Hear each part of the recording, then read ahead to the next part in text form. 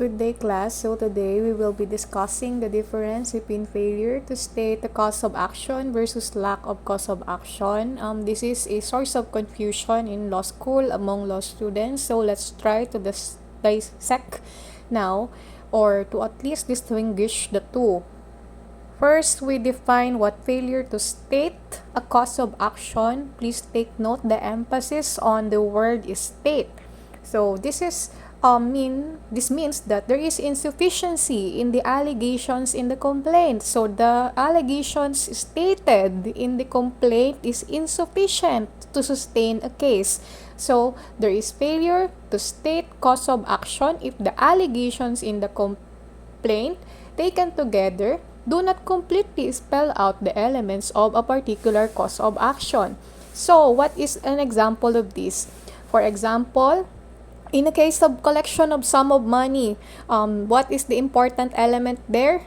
Demand. When there is no demand made and it is not reflected, or let me say this in another way, like when there is already a demand but it was not stated in the complaint, then it can result to a possible dismissal of the case because of failure to state a cause of action. Another one is when in cases of forcible entry, as when the prior physical possession of the property is not properly stated in the complaint, then it might result as well in the dismissal of the complaint based on failure to state a cause of action.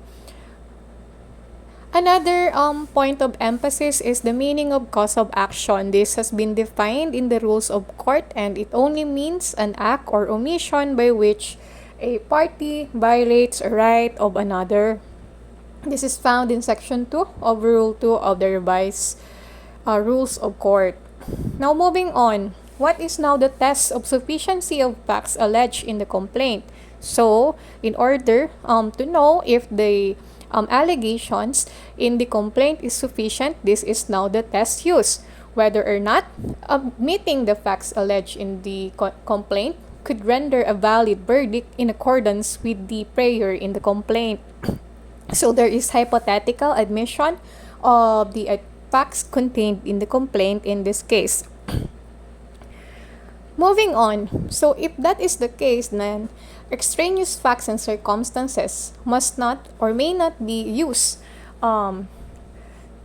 in considering now the sufficiency of the complaint. However, this is not the absolute rule because there are instances when documents or annexes appended to the complaint are considered to determine now if the complaint is sufficient. Why? The rationale is that the annexes appended are still part of the complaint. It's like it becomes an integral part of the complaint. That is why it can be used now to determine the sufficiency of the complaint. So, if there is a failure to state a cause of action, what is the remedy available to the person or usually the defendant? If this is the case, then it must be this ground must be alleged in a responsive pleading or an answer, and if not alleged, this can result to a waiver, and it must be done in the earliest opportunity. Now moving on, the other topic that we must understand is lack of cause of action.